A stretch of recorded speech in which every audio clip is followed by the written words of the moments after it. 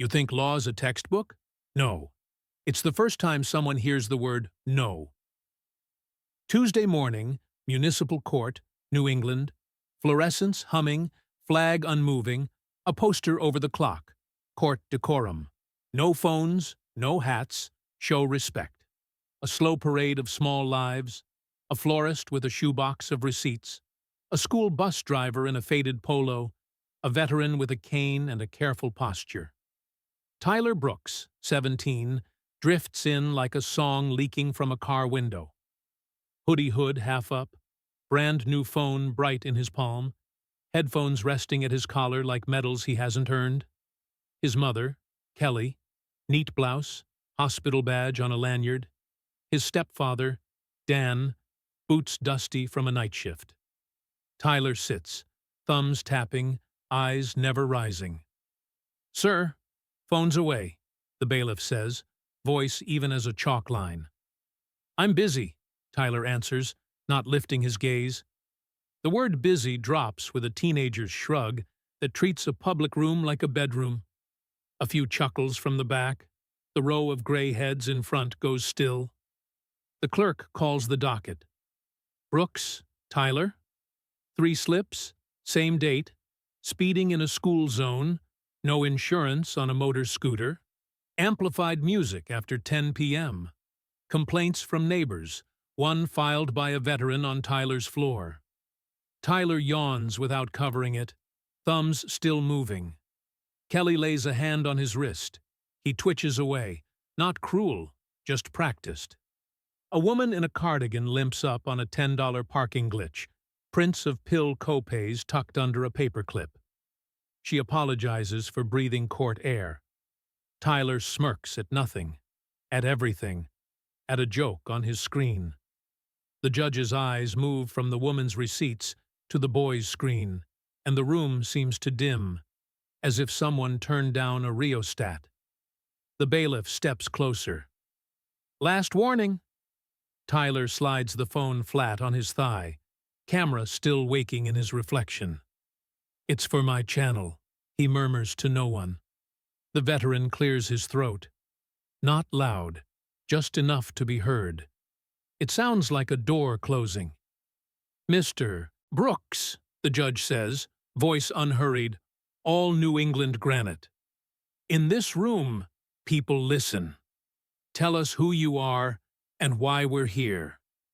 Tyler raises his chin a fraction, like a sprinter measuring a starter's pistol. The hum of the lights fills the beat before his answer. Kelly's shoulders sink a notch. Dan's jaw sets, a driver steering into black ice. Somewhere down the hall, a cart rattles by. The flag doesn't move. The $10 woman clutches her receipts as if they were gauze. The veteran's cane taps once, a metronome of patience.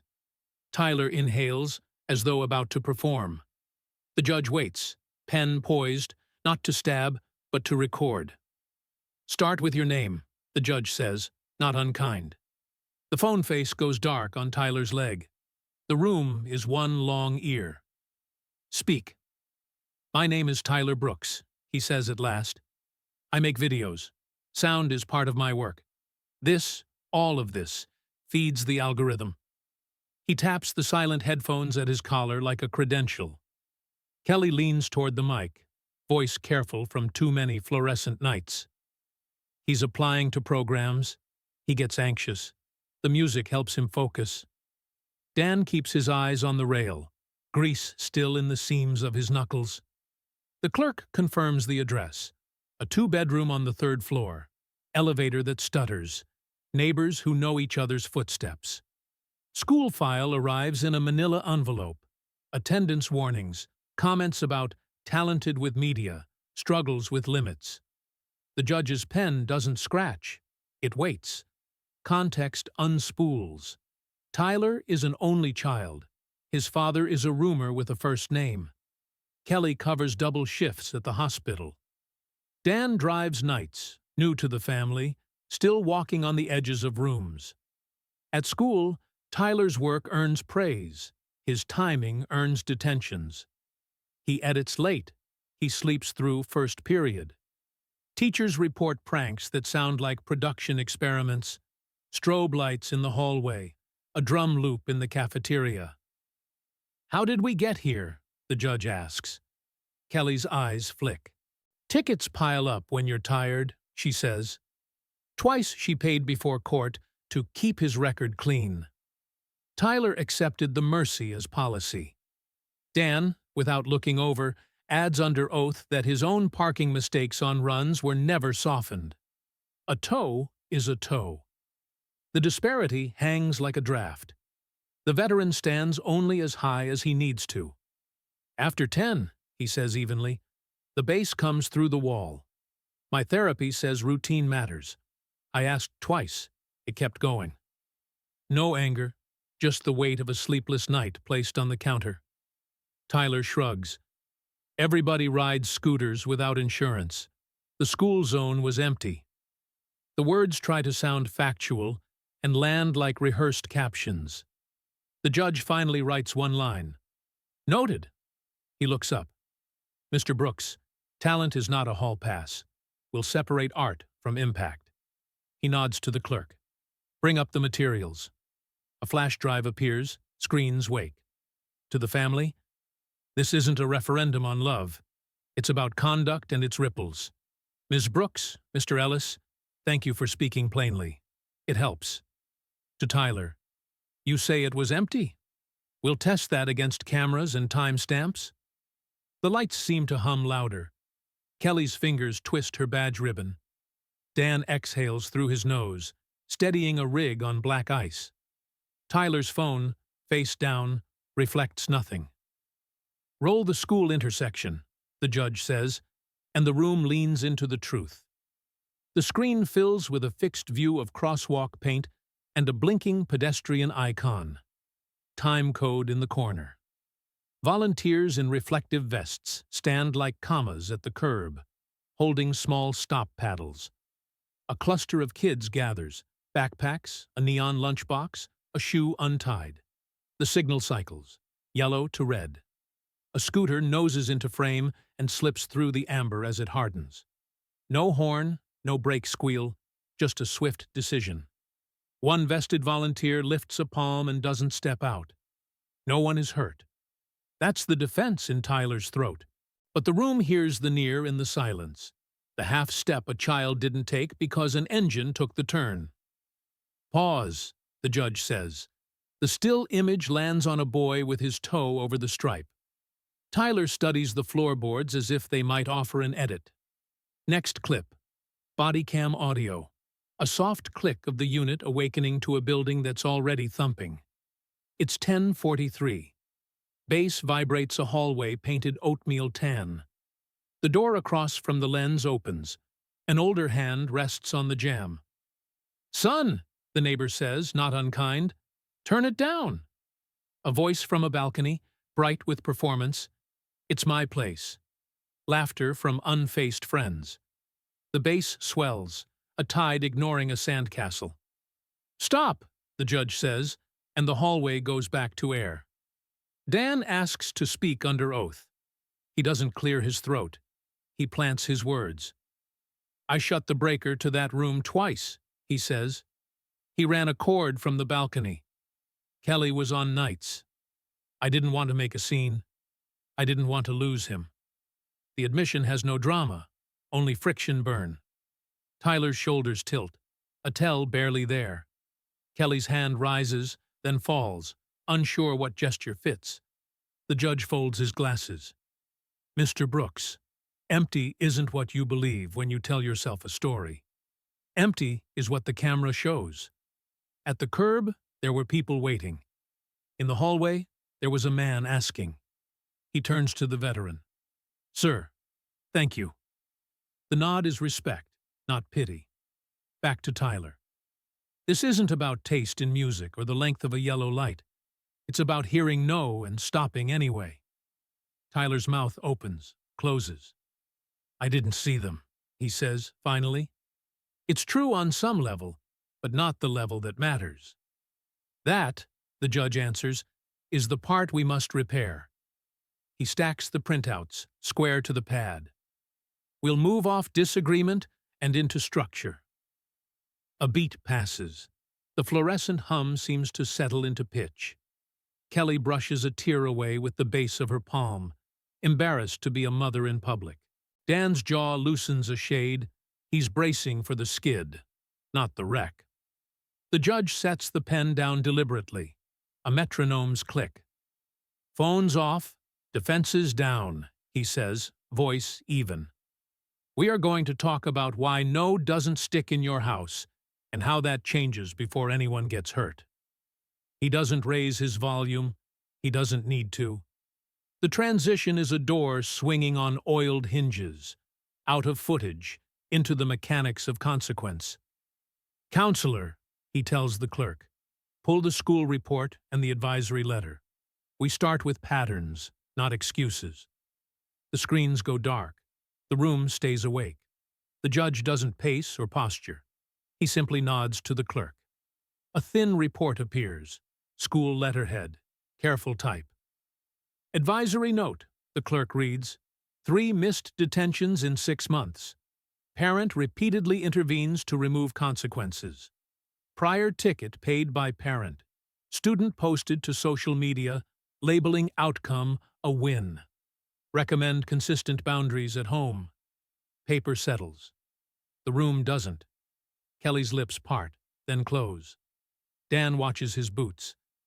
Mr. Brooks, the judge says, when every stop sign in your life is moved for you, you stop believing they exist.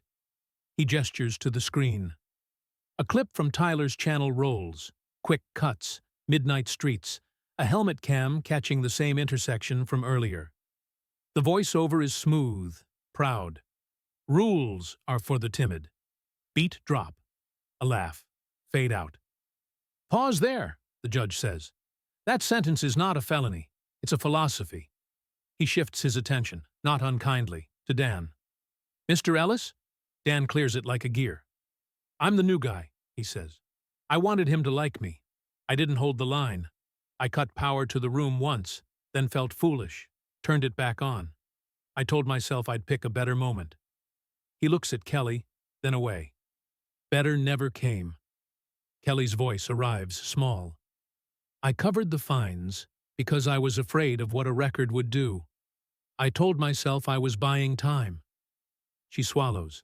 I was buying silence. Tyler stares at the edge of the table, the place where varnish thins. The veteran shifts his cane and says nothing. He doesn't have to. The judge folds his hands.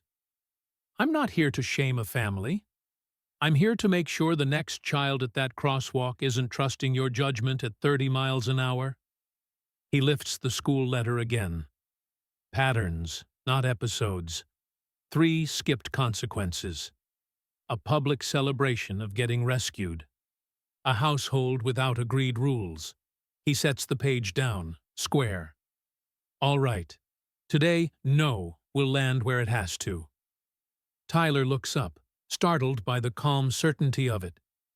This will not be punishment dressed as theater, the judge continues. It will be structure dressed as fairness. He nods to the clerk. Draft for order. We will require education, restoration, service, and a home contract. Phones stay off. This next part is the part that changes a life, not a feed. He meets Tyler's eyes. You were very clear in your video. I will be equally clear now. The air seems to cool. Kelly exhales once, as if bracing under a weight finally named. Dan straightens, less defensive, more ready. Mr. Brooks, the judge says, voice level as a plumb line, you're about to hear no in a way you can't mute. He taps the bench, not a gavel, just the sound of a decision arriving. Let's speak in terms you can carry. Requirements, times, signatures. The clerk prepares the template. The room waits for the terms that will follow the truth. This isn't a sermon, the judge says. It's logistics. Mr. Brooks, you wanted structure? Here it is. He reads from the draft, each item a rung. First, the active citations stand. They are to be paid by you from your account not your mother's. Today. The clerk will supervise the transaction. Second, you will complete the city's traffic and community course within 30 days. There's a test. Pass it. Third, 10 hours assisting the school crossing unit. You will carry cones, set signs, and learn the rhythm of children moving across paint. No filming. If a single lens appears, the hours reset. Fourth, noise accountability. 2 weekend nights, 9:30 to 10:30 p.m., posted with the neighborhood liaison distributing door hangers on quiet hours and taking decibel readings. You will knock on the same doors that wrote complaints, and you will listen. Fifth, home contract. Written, signed by you, Ms. Brooks, and Mr. Ellis. Filed with this court within 1 week. It will set a music cutoff, a curfew for the scooter, proof of insurance, and consequences you all agree to enforce. No signatures, no suspension. Finally, the school zone citation will be held in abeyance. Complete all conditions, and I will convert it to a warning. Fail one, and it returns with full penalties. He looks up. This is not about humiliation. It's about returning time you took. Kelly's hand flies to her mouth. Then she lowers it, relieved that the terms are solid, not theatrical. Dan nods, relief and resolve in the same motion. Tyler clears his throat. I can pay today. A beat. I'll do the hours. The judge's reply is almost gentle. Say, yes, sir, and then do it. Yes, sir. The veteran leans on his cane. Son, he says, voice low, I'm posted at Maple and 3rd. If you show up on those mornings, I'll bring an extra coffee. Don't make me drink too. It lands like a hand on a shoulder, not a shove. The judge finishes the order. Phones stay off for the remainder of this session. When you leave, you'll head to the cashier with the clerk, then to the coordinator's desk for schedules. Ms. Brooks, Mr. Ellis, your contract is due in 7 days. If you need a template, the court website has one. He taps the page with his pen, a small, final sound. Mr. Brooks, talent is welcome here. Entitlement isn't.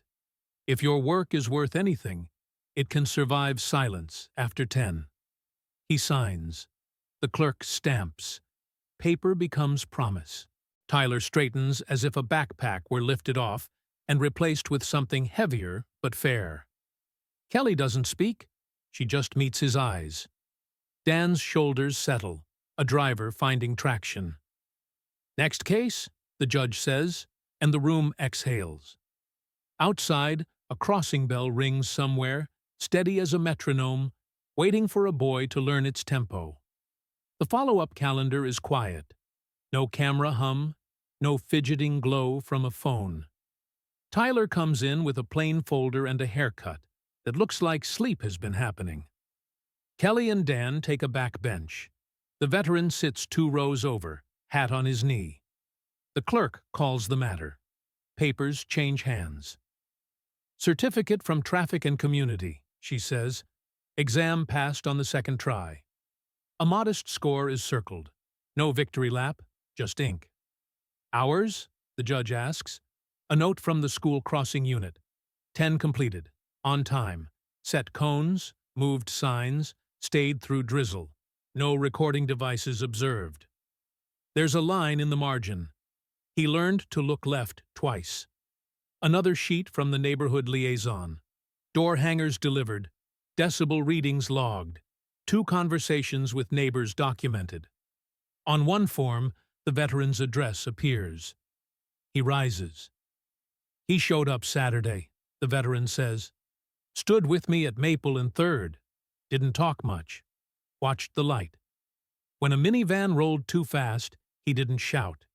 He stepped out with the paddle like he'd been there before. He tips the hat an inch. I brought the extra coffee. Didn't have to drink both. The judge nods once, then turns to the last item. Home agreement? Dan brings a copy forward. It reads like a real contract, not a promise. Quiet hours at 10. Scooter insured. Curfew. Consequences signed by all three. Kelly has initialed 2 places where she used to call the bank instead. The clerk adds a brief memo from the court's webmaster. A new downloadable House Rules template posted under Community Resources after multiple families asked for language they could adopt.